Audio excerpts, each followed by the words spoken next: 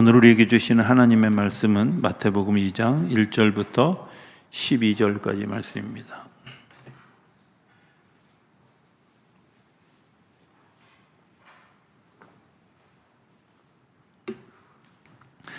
이 계시의 말씀을 봉독하는 동안에 살아계신 하나님의 음성을 친히 들으실 수 있게 되기를 바랍니다. 헤롯 왕 때 예수께서 유대 베들레헴에서 나심에 동방으로부터 박사들이 예루살렘에 이르러 말하되 유대인의 왕으로 나신 이가 어디 계시냐? 우리가 동방에서 그의 별을 보고 그에게 경배하러 왔노라 하니 헤롯 왕과 온 예루살렘이 듣고 소동한지라. 왕이 모든 대제사장과 백성의 서기관들을 모아 그리스도가 어디서 나겠느냐 물으니 이르되 유대 베들레헴이오니 이는 선지자로 이렇게 기록된 바 또 유대 땅 베들레헴아 너는 유대 고을 중에서 가장 작지 아니하도다. 내게서 한 다스리는 자가 나와서 내 백성 이스라엘의 목자가 되리라 하였음이니이다. 이에 헤롯이 가만히 박사들을 불러 별이 나타난 때를 자세히 묻고 베들레헴으로 보내며 이르되 가서 아기에 대하여 자세히 알아보고 찾거든 내게 고하여 나도 가서 그에게 경배하게 하라. 박사들이 왕의 말을 듣고 갈새 동방에서 보던 그 별이 문득 앞서 인도하여 가다가 아기 있는 곳 위에 머물러 서 있는지라. 그들이 별을 보고 매우 크게 기뻐하더라. 집에 들어가 아기와 그의 어머니 마리아와 함께 있는 것을 보고 엎드려 아기께 경배하고 보배합을 열어 황금과 유향과 모략을 예물로 드리니라. 그들은 꿈에 헤롯에게로 돌아가지 말라 지시하심을 받아 다른 길로 고국에 돌아가니라. 아멘. 할렐루야. 하나님 살아계십니다. 살아계신 하나님의 은혜와 평강과 축복이 저 여러분들 가운데 그리고 영상으로 예배하는 모든 분들에게 함께하게 되기를 주의 이름으로 축복합니다. 알바트로스라고 하는 새가 있습니다. 들어보셨나요? 이 새는 날개가 1m 이상 되는 굉장히 큰 날개를 가진 새이고요. 가장 높이 날고 가장 멀리 나는 새라고 그래요. 그러니까 새 중에 새죠. 또 이 새는 폭풍우가 치는 그 바다, 이 언덕 절벽에서 그 폭풍우 사이로 그 비행을 하는 아주 특별한 그런 능력이 있는 그런 새라고 이야기합니다. 그런데 바다에서 하늘에서는 그렇게 용맹스러운 이 알바트로스가 땅에 내려오면 그 1m가 넘는 날개 때문에 뒤뚱뒤뚱 걷고 제대로 자기 몸을 겨누지 못해서 어떤 시인은 하늘에서는 제왕인데 땅에서는 바보라고 이렇게 노래할 만큼 극단의 양면이 있는 그런 새입니다. 그게 비단 알바트로스라고 하는 새만 그럴까? 어떻게 생각하면 사람도 그렇지 않을까? 이런 생각을 해보게 됩니다. 하늘에서도 땅에서도 서로 균형 잡힌 삶을 살아갈 수 있다면 좋은 일이겠지만 그렇지 못하고 한쪽으로 치우치는 그런 일들을 자주 보게 되죠. 특별히 세상을 나눌 때 이렇게 세 가지로 나누는 일반적인 견해들이 있습니다. 하나는 자연계, 또 하나는 세상 사람들이 이렇게 세상을 다가가는 법의 세계, 그리고 그 중간에 뭔가 사인이 오고 가고 또 정해진 약속에 따라서 움직이는 기호의 세계가 있다고 이야기합니다. 그런데 이 세계가 각기 독립되어져 있죠. 서로 다르단 말이에요. 예를 들면 이런 거 아니겠어요? 우리 코로나가 굉장히 극심해서 사람들을 많이 죽였어요.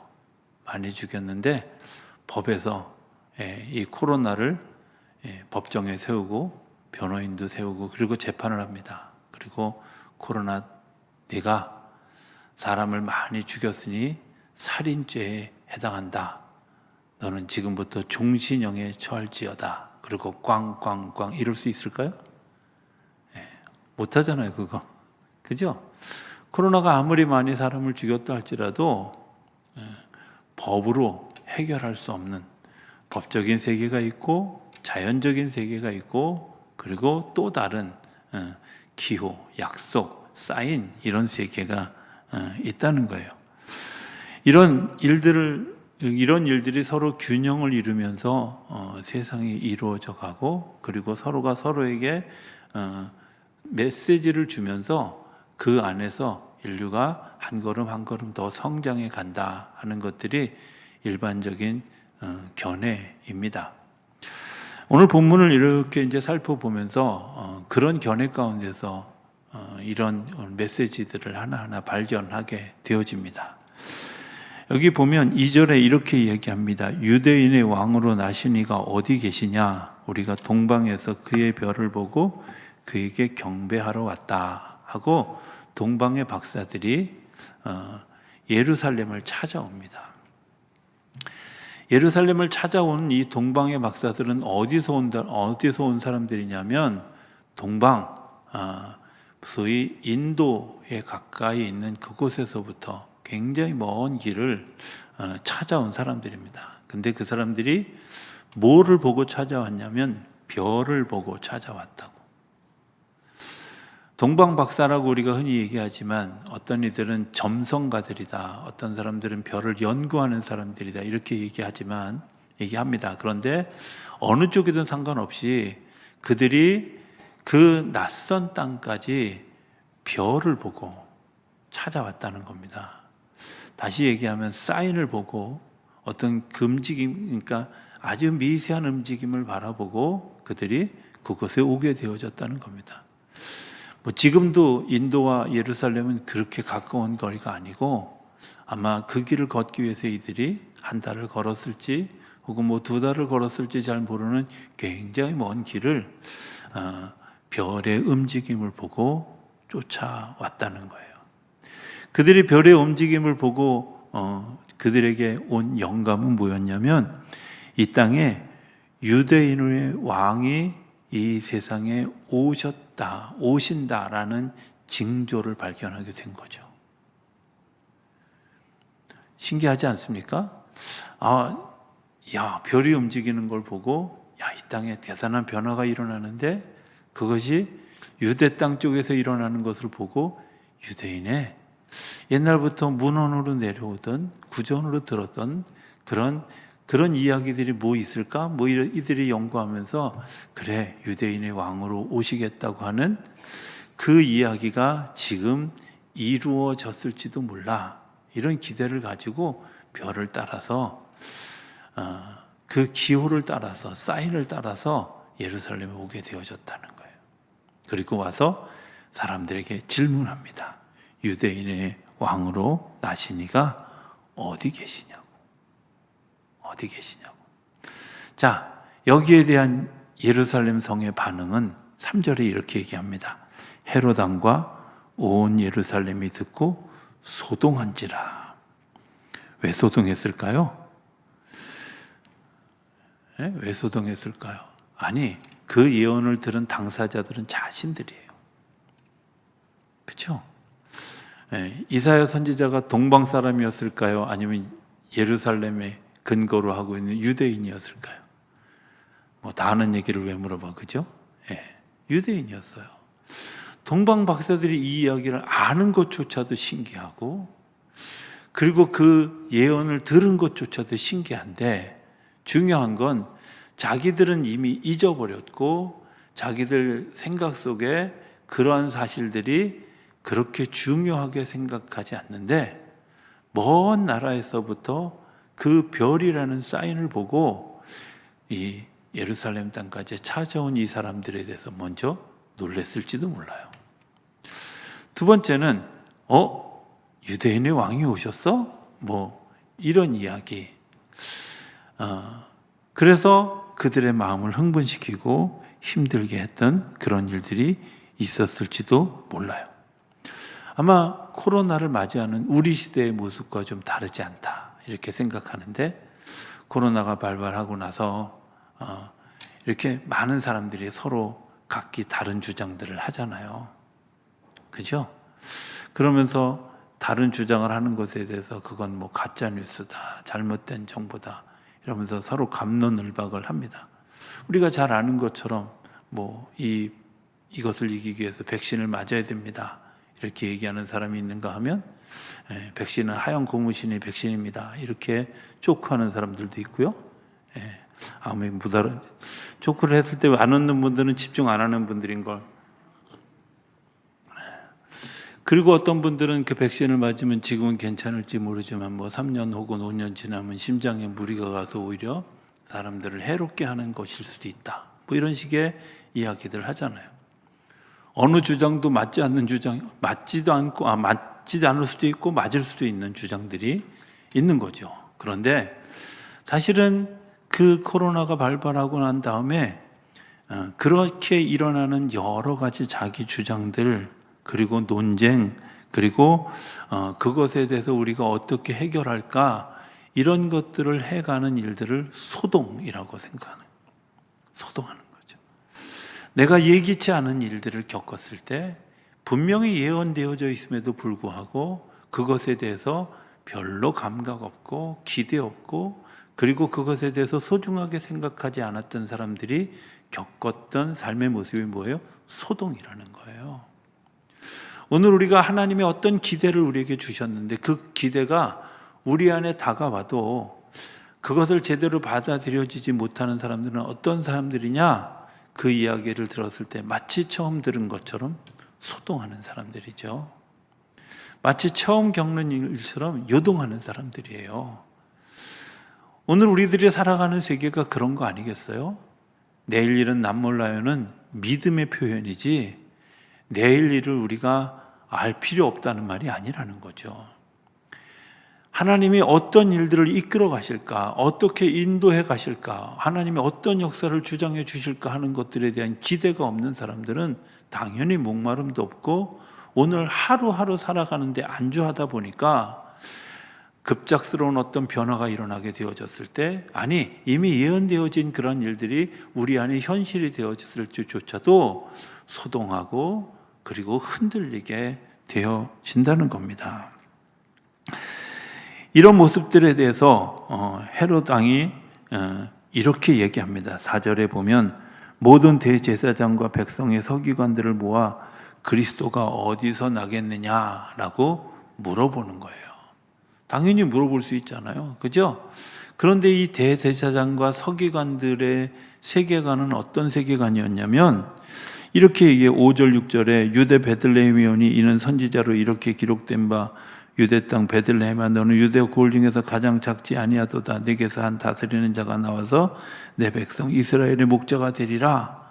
이런 얘기가 있었습니다 하고 왕에게 이야기해 주는 거예요. 그런데 대제사장과 서기관들은 서기관들은 모르지만 대제사장들은 그래도 하늘의 사인을 알아야 되는 사람들이잖아요.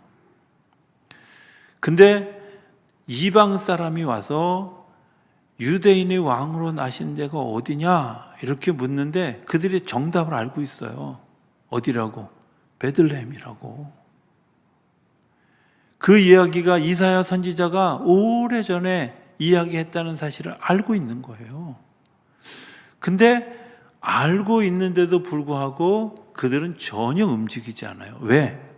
내가 알고 있는 지식이 내 믿음이 되는 게 아니잖아요.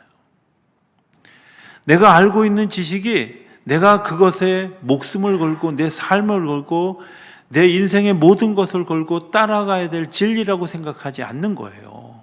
그래서 알고는 있는데 내가 지식적으로는 알고 있는데 내가 정보로는 알고 있는데 그것이 내 발과 내 손을 움직이게 하지 않는 거죠. 그들이 살고 있는 세상이 어떤 세계냐? 법적 세계를 살아가는 거예요. 그들은 뭘 얘기하냐면 옳으냐, 그르냐, 맞냐, 틀리냐.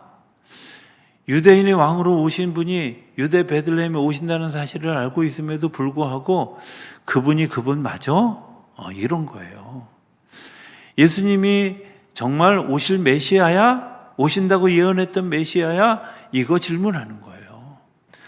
하나님이 분명히 선지자 이사야를 통해서 그렇게 말씀하셨음에도 불구하고, 아니 그들이 기억하고 오랜 시간 사람과 사람들의 구전을 통해서 그들이 귀가 따갑게 그 일을 들었기 때문에 헤롯 왕이 질문할 때 단박에 답이 나왔잖아요. 그래요, 맞아요. 예, 베들레헴에 그런 일들이 일어날 거예요. 그런데 이 서기관들과 대제사장들은 베들레헴 근처도 안 갔어요. 아니, 움직일 생각을 안 했어요. 그냥 왕궁에 있었던 거야.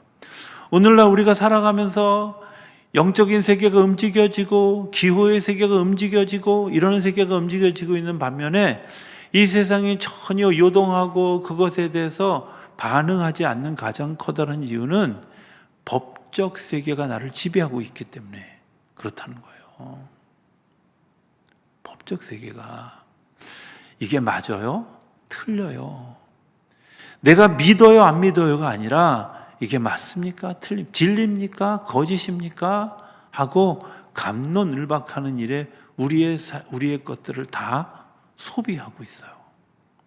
심지어 여기서 나온 그런 그 사생아들이 어떤 거냐? 네 편, 내 편, 나는 정의의 편, 너는 불의의 편, 이런 사생아들이 나오게 되어졌죠. 그래서 연합되어지지 않고 분리되어지는 삶을 살게 되어지는 거예요. 분리된 역사들이 이 분리된 역사를 조장하는 일에 또 하나 관여하는 헤롯의 이야기가 있는데 7절에 보면 이에 헤롯이 가만히 박사들을 불러 별이 나타난 때를 자세히 물어. 법적 세계에 살아가는 사람들이 굉장히 중요하게 여기는 거 하나가 있어요. 뭔지 아세요? 정보라는 거예요. 예. 정보라기보다는 첩보에 가까운 것들을 요구해요. 그죠? 여러분들 우리 이렇게 질문하지 않아요? 어떤 사람이 이렇게 얘기합니다. 당신에 대해서. 그러면 제일 먼저 첫 번째 반응이 우리가 먼저 하는 질문이 뭘까요? 누가 그래요? 여기서부터 시작하잖아. 그죠? 이게 정보가 아니라 첩보 수준이에요. 아니 그 내용이 중요한 게 아니라 그거 누가 그랬어요가 중요하잖아. 이 땅에서 법적 세계에 살아가는 사람들의 질서는 어떻게 움직여지느냐? 진위 여부와 더불어서 누가 그렇게 주장하냐? 소위 여론이 어떻게 움직여지느냐 하는 것들이 이 사회가 가지고 있는 동력의 근원이에요. 그런데 그런 것들이 모든 것을 반영할 수 있을까? 그런 것들이 새로운 것을 발견할 수 있을까? 그렇지 않은 것을 알고 있음에도 불구하고 오늘은 우리가 어떻게 살아가고 있냐면 여전히 예수를 믿는 사람이든 믿지 않는 사람이든 간에 어떻게? 그래요? 맞아요? 틀려요? 누가 그랬어요? 어떤 사람이 그런 일들을 그렇게 얘기했어요? 이런 정보와 옳고 그름에 우리의 삶을 다 소비하고 있다는 거예요. 해마다 12월 25일이 되면 성탄절이다, 크리스마스다 이렇게 얘기하면서 예수님이 오십니다. 우리 예수님이 오심을 기다리는 강림절, 대강절 기도회를 합시다. 그리고 어쨌든 소망을 가지고 우리 대강절을 지나는데 신기한 것은 12월 25일이 지나고 난 다음에 내가 오신 예수 그리스도를 만났습니다. 나를 구원해 주신 그분을 만났습니다. 이렇게 말하는 사람들은 그렇게 많지 않더라고요. 왜 그래요? 내 밑바탕에, 내 삶의 바탕에 법적 세계가 다 깔려 있는 거예요. 기후가 없는 거예요. 하나님의 사인을 바라보는 게 아니라 내가 그저 알고 있는 상식, 내가 가지고 있는 지식, 내가 가지고 있는 내 삶의 경험, 이런 것들이 내 안에 축적되어져서 하나님의 사인을 받아들일 수 있는 무언가가 전혀 없는 거죠. 그러니까 하나님의 사인을 모르는, 우리가 영적인 존재로 바꿔지지 않은 그런 우리의 눈은 그냥 그분이 왕으로 오신 예수가 아니라 그냥 갓난아기인 거예요. 동방의 박사들도 그분을 왕이라고, 유대인의 왕이라고, 그분을 구원자라고, 그분을 예언자라고 이렇게 이야기하는데도 불구하고 정작 그 사실을 잘 알고 있는 사람들은 오히려 그런 일이 일어났어? 아이 하나가 태어났네? 심지어 이 아이는 방에서도 태어나지 못하고 사람들의 욕심에 밀려서 마구간으로 밀려가는 일들이 일어나게 되어준다. 예수님이 구원자이신 것을 발견하는데 발견되어질 굉장히 중요한 것 하나가 있는데, 내가 가지고 있는 법적 세계를 무너뜨려야 영적 세계가 열리고 기호의 세계가 열린다는 거예요. 땅만 쳐다보는 우리의 시선을 하늘로 돌려야 별이 움직이는 게 보이는 거예요. 책만 들여다보고 있는 우리의 열린 눈이 눈을 감고 묵상해야 하늘의 세계가 열리는 거예요. 우리가 성탄절을 기다린다고 얘기하면서도 그런 것들을 하지 않잖아요. 땅의 일들만 바라보면서 성탄절은 그래도 크리스마스에는 그래도 성탄 추리가 최고지. 그러면서 그래도 성탄절에는 캐롤이 좀 있어야 되지 않겠어? 뭐 이런 세상의 논리와 세상의 어떤 관습과 이런 것들을 따라가다 보니까 정작 하늘을 쳐다볼 기회가 없어요. 하늘에서 어떤 변화가 일어나는지 모르는 거예요. 하나님이 하늘로부터 임하시는 그 거룩한 역사들을 볼 수 없는 거예요.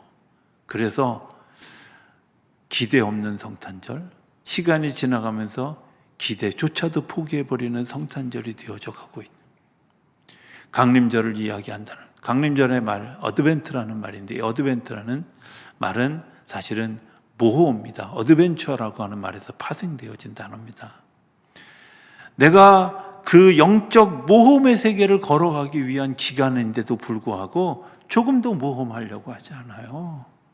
조금 더 도전하려고 하지 않아요. 조금 더 내가 그 일에 대해서 뛰어들고, 그래서 그것 때문에 내가 오신 메시아를 발견하기를 원하지 않아요. 그러니까 우리가 성탄절이 무미건조해지는 거죠.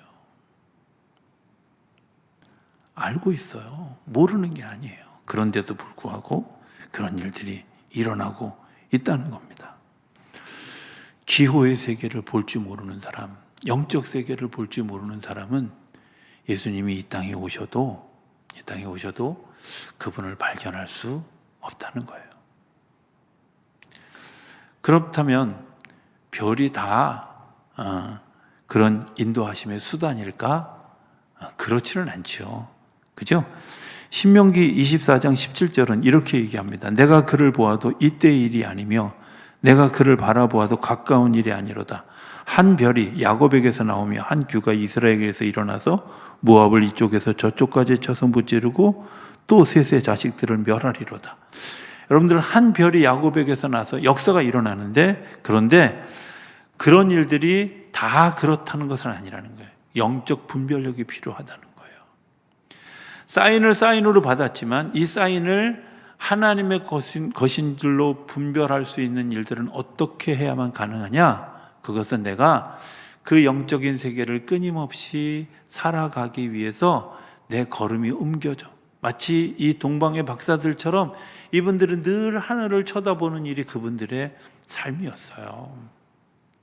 미묘한 변화를 눈치채고 그것이 어떤 사인인 줄 알게 되고, 그리고 그것 때문에 확신이 있어서 그 먼 길을 그 왕을 만나기 위해, 이 세상에 오신 아기가 왕으로 오신 그분을 만나기 위해 그 먼 길을 걸을 수 있었던 거예요.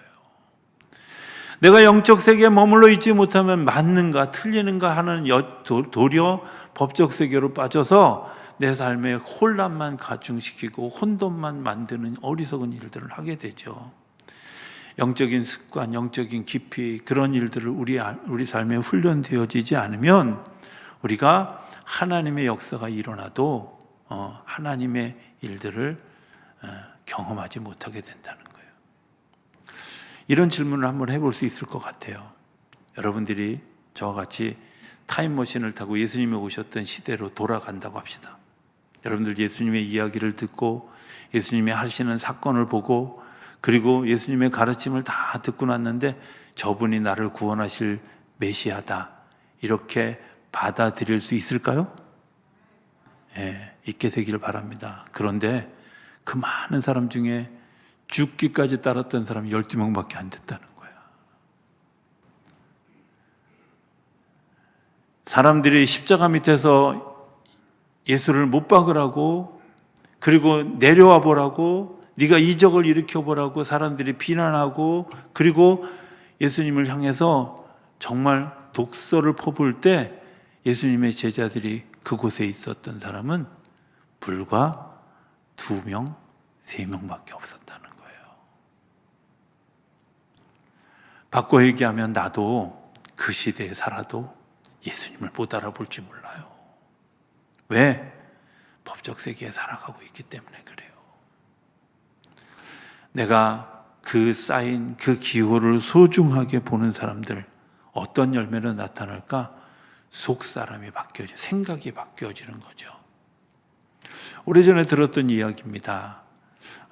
영국의 데일리 메일이라고 하는 신문의 기자인데 이분이 되게 장난치기를 좋아하고 엉뚱한 데가 있는 분이었다고 그래요. 그래서 어느 날 이분이 국회의원들에게 이제 편지를 다 보낸 거예요. 뭐라고 보냈냐면 편지의 내용은 이런 겁니다. 당신이 꾸미고 있는 일들이 다 드러났습니다. 빨리 피하십시오. 예, 물론 발신인은 없는 편지를 보냈어요. 3일 뒤에 사람들을 시켜서 국회의원 집에 가봤더니 거의 다 집에 없는 거예요. 우리의 속사람은요, 겉은 넥타이 매고 의회에 참여해서 막 정의를 이야기하는 것 같지만 우리의 속사람 이면에는 그런 면이 있지 않을까요? 그런데 내가 하나님과 사귀어 살아가는 기쁜 그런 그 깊은 교제를 하는 일들 가운데는 우리의 속사람의 변화가 일어나는 거예요. 그래서 하나님이 하시는 일을 듣게 되고 하나님이 하시는 일을 기대하게 되고 하나님이 하시는 일을 보게 되고, 아멘 할 때까지 계속 할 예정이에요. 하나님이 하시는 일을 믿게 되는 거죠. 그렇잖아요. 내 생각이 바뀌지 않으면 하나님의 말씀이 들리지 않아요. 성경을 들으면서 좋은 말이야. 법적 세계에 살아가는 사람이에요. 하나님의 말씀을 들으면서 내 심령이 움직여지는 사람, 그건 영적 세계를, 기호의 세계를 살아가는 사람이에요. 성탄절에 오신 예수 그리스도는 기호의 세계를 바라보고 기대하고 가는 사람이 발견하게 되어지고 경배하게 되어지는 거죠. 결론적으로 두 부류의 사람들이 나타나게 됩니다. 하나는 동방박사들은 또 다른 사인을 보게 돼요. 성경에 보면 이렇게 얘기하죠. 9절에 보면 박사들이 왕의 말을 듣고 갈새 동방에서 보던 그 별이 문득 앞서 인도하여 가다가 악이 있는 곳 위에 머물러 섰어요. 별을 놓쳤어요. 그런데요, 헤롯의 궁전을 나왔는데 그들이 베들레헴이 어딘지 어떻게 알아? 이방 사람들이, 그죠? 예. 인천에 사는 사람들한테 저기 전라도 쪽 가서 거기가 동네 이름을 대면서 마을, 조그만 마을 동네 이름을 대면서 거기로 와 그러면 어떻게 알아? 그죠? 요즘처럼 구글 지도가 있고 이러면 또 몰라도 그때는 그런 것도 없던 시대인데 그들이 결국 의지할 수 있는 게 뭐예요? 하늘이잖아. 그런데 뭐라 그래요? 듣고 갈새 별이 문득 앞서간 걸. 다시 그 별이 움직이는 걸 발견하게 되어졌다는 거예요. 야, 확신이 들었어요. 그리고 가서 보니까 아기가 태어났어요. 이 아기가 태어났는데 이들이 즉시 어떻게 했어요? 경배하면서 황금과 유향과 모략을 드리는 거예요. 당신은 왕이십니다. 당신은 구원자이십니다. 당신은 이 세상의 예언자이십니다. 하고 그들을 경배하는 거예요. 법적 세계에 살아가는 사람은 몇 날 몇 시에 태어난 아기일 뿐이에요. 세상의 논리를 가지고 사는 사람은 예수님이 그냥 갓 태어난 아이일 뿐이에요. 그런데 그 기호의 세계를 살아갔던 그들에게는 그분이 왕이시고 그분이 나를 구원해 주실 구원자라는 걸 믿게 되는 거죠. 그리고 경배하게 되는 거죠. 그런데 그게 내가 성탄절에 만나는 예수 그리스도의 모형이에요. 저는 그런 일들이 올 한 해 우리 가운데 일어나게 되기를 기대합니다. 근데 그 이면에는 또 다른 비참함이 있어요. 또 다른 비참함이. 여전히 이들이 기호를 따라가요. 그러면서 뭐라고 얘기하느냐면 경배를 다 하고 났는데 12절에 보면 그들은 꿈에 헤로데게로 돌아가지 말라 지시하심을 받아 다른 길로 고국에 돌아갔다. 여러분들 이게 법적 세계 아니잖아. 영적 세계고 기호의 세계잖아요. 그런데 여전히 법적 세계에 머물러 있는 헤롯은 무슨 짓을 했어요? 2살 이하의 어린아이들을 다 죽였어요.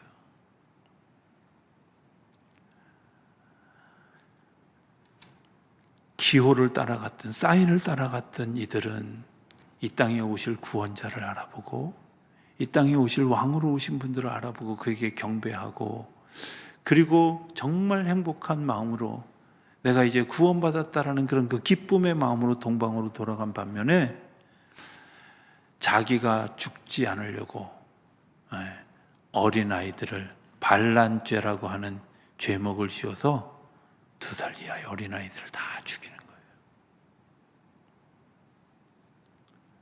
그들을 죽일 명분이 뭐 있겠어요? 왕이 있는데 왕이 또 태어나?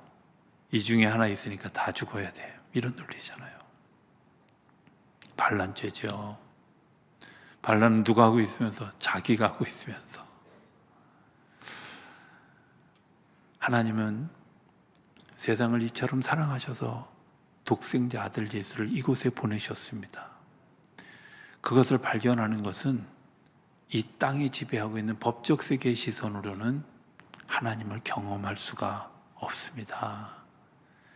그 기호, 그 사인, 하나님이 우리에게 어떻게 말씀해 주시고 어떻게 반응하시고 어떻게 인도해 하시는가 하는 것들을 내가 가슴으로 느끼고 내 몸으로 훈련되어질 때 비로소 이 땅의 왕으로 오신 그 예수 그리스도를 만날 수 있고 믿을 수 있고 따라갈 수 있고 죽음의 자리까지도 따라갈 수 있는, 그래서 거기서 끝이 아니라 또 다른 세계를 열어가시는 하나님의 역사를 경험하는 그런 구원의 역사를 경험하게 되는 줄로 믿습니다.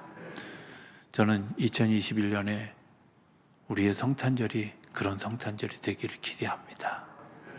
이론으로 하는, 법적 세계의 법조문으로 이해하는 그런 것이 아니라 하나님의 사인을 따라 내 영적인 눈이 열려져서 아이를 보았지만 왕을 보는, 아이를 보았지만 구원자를 보는 그런 놀라운 역사들이 우리 안에 일어나고 그 일들로 인해서 분리된 세상을 연합하게 하는 일에 쓰임받는 우리 모두가 되어줄 수 있게 되기를 주 이름으로 축복합니다.